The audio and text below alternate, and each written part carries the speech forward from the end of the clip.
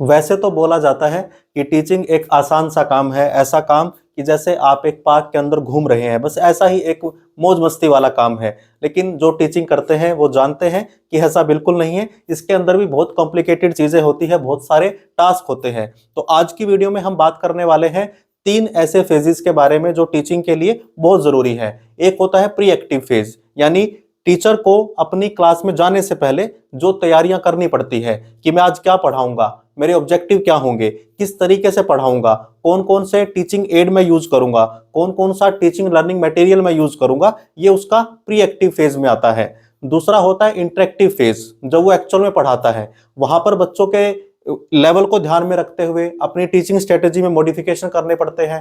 कई बार as a teacher हम सोचकर जाते हैं कि मैं इतना कंटेंट पढ़ाऊंगा और इस तरीके से पढ़ाऊंगा, लेकिन क्लास में जाने के बाद कई बार बच्चे की नीड के अकॉर्डिंग हमें अपने अंदर कुछ मॉडिफिकेशन करने पड़ते हैं, अपनी टीचिंग स्ट्रेटेजी बदलनी पड़ती है। ये सब इंटरेक्टिव फेज में आता है। इसके अलावा पोस्ट एक्टिव फेज, हमने पढ़ा दिया, अब पता कैसे चले कि जो मैंने पढ़ाया है वो बच्चे तक पहुंचा कि नहीं पहुंचा, कितना वो समझ पाया, कितना नहीं समझ पाया, अगले लेसन के लिए मुझे किस तरह की तैयारी करने की जरूरत है। इवेल्युएशन करेंगे, पता लगाएंगे कि मेरा जो कंटेंट है वो कितना डिलीवर हुआ, बच्चे के लर्निंग आउटकम उसे कितने अचीव हुए। ये सारा पोस्ट एक्टिव फेज में आता है। तो चलिए डिटेल में प्री एक्टिव, इंटरेक्टिव और पोस्ट एक्टिव तीनों फेजेस को समझते हैं। टीचिंग के ये तीनों फेजेस किस तरह हमें प्रिपेयर करने पड़ते हैं, कौन कौन सी स्ट्रेटेजी हमें तीनों फेजेस में इंक्लूड करनी पड़ती है।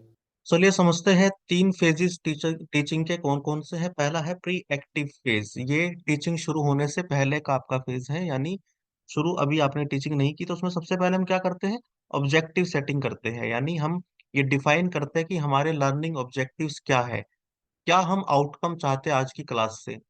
जो हम अभी अपना लेसन पढ़ाने जाने वाले हैं, अभी गए नहीं, हम प्री एक्टिव हैं, तो हमारे उसको लेकर ऑब्जेक्टिव क्या है, हमारे डिजायर्ड आउटकम क्या है, ताकि उसी को ध्यान में रखकर हम अपना कंटेंट तैयार कर पाए। उसके बाद हम दूसरा काम करते हैं लेसन प्लानिंग।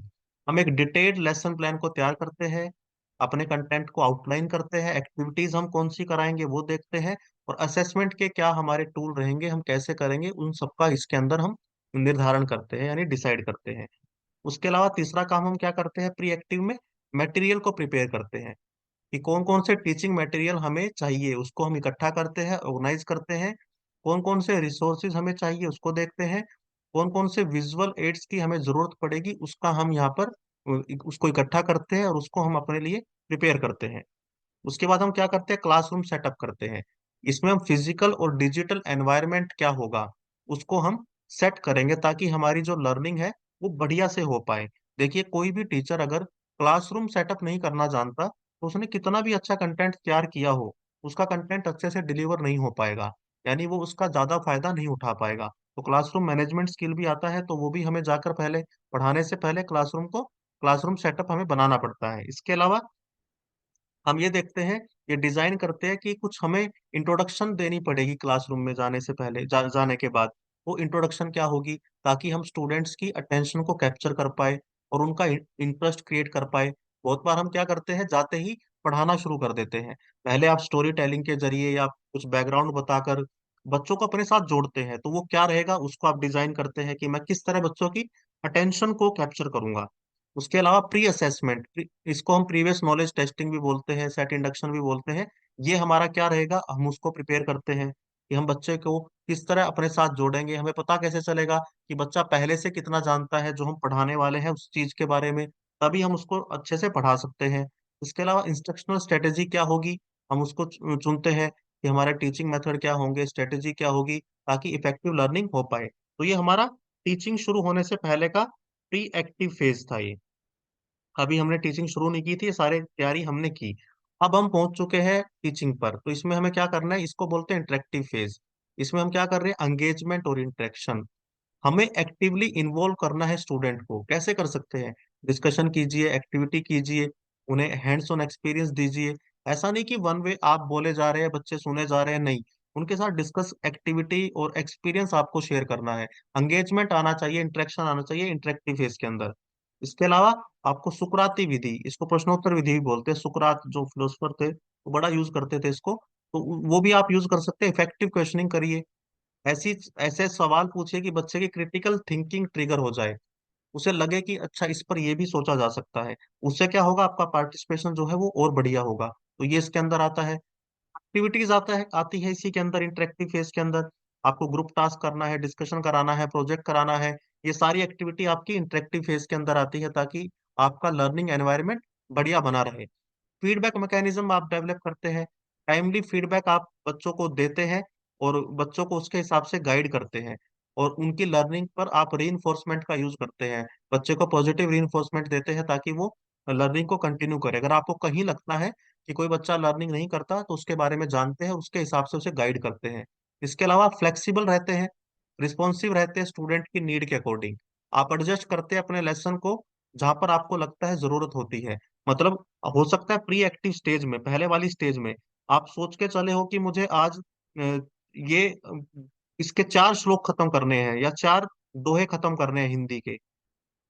लेकिन आपको जाकर पता लगा कि बच्चे की जो नीड है वो भी 2 की ही है, वो ज्यादा नहीं समझ पाएगा, थोड़ा सा मीनिंग इसका डीप है, तो आप अपने लेसन को वहां पर एडजस्ट करते हैं। कुल मिलाकर आपको स्टूडेंट को फोकस में रखना है। उसके हिसाब से आपको अपने आप को फ्लेक्सिबल रखना है, रिस्पॉन्सिव रखना है। इसके अलावा आप क्या करते हैं, एक असेसमेंट रखते हैं, लेते हैं, जिसमें आप बच्चे की ओवरऑल अंडरस्टैंडिंग को समझ पाए। यानी वहीं पर आपने जो पढ़ाया है उसी में से कुछ सवाल आपने पूछ लिए, ताकि आपको समझ में आया कि बच्चे कितना समझे कितना नहीं। फिर रिफ्लेक्शन करते हैं, बच्चे ने कैसे रिस्पॉन्स दिया उसके हिसाब से, और एडजस्ट करते हैं अपने टीचिंग मेथड को उसी के अकॉर्डिंग। आपको लगता है कि बच्चे समझ पा रहे हैं तो ठीक है, आप कंटिन्यू करते हैं उसी मेथड के साथ। लेकिन अगर आपको लगता है कि कहीं दिक्कत आ रही है, तो आप अपने टीचिंग मेथड में एडजस्टमेंट करते हैं। उसके बाद नेक्स्ट है आपका तीसरा स्टेज, पोस्ट एक्टिव। यहाँ पर आप पढ़ा चुके हैं, उसके बाद का ये है, अब आप रिव्यू करेंगे, समराइज करेंगे की पॉइंट्स को। और आप अपने जो लेसन है उसके अंदर आप लर्निंग को और ज्यादा बढ़िया करने के लिए बच्चे को स्टोरी टेलिंग के जरिए या एक रीकैप दे देंगे उसका पूरा, कि हमने आज क्या पढ़ाई की, ताकि बच्चे को दिमाग में बैठ जाए कि हमने आज ये पढ़ा है। असेसमेंट करते हैं, इवेलुएट करते हैं बच्चे को, ताकि उसके हिसाब से आप फ्यूचर टीचिंग स्ट्रेटेजी को अपनी चेंज कर पाए, क्योंकि अब आपने पढ़ा दिया है और आप जानना चाह रहे हैं कि बच्चे ने कितना सीखा है। क्लोजर एक्टिविटी होती है, कंक्लूड करते हैं आप अपने लेसन को। एक्टिविटीज आती है इसके अंदर, आप कनेक्ट करते हैं फ्यूचर लेसन के साथ कि आगे हम क्या पढ़ेंगे, इसकी नेक्स्ट स्टेज क्या है।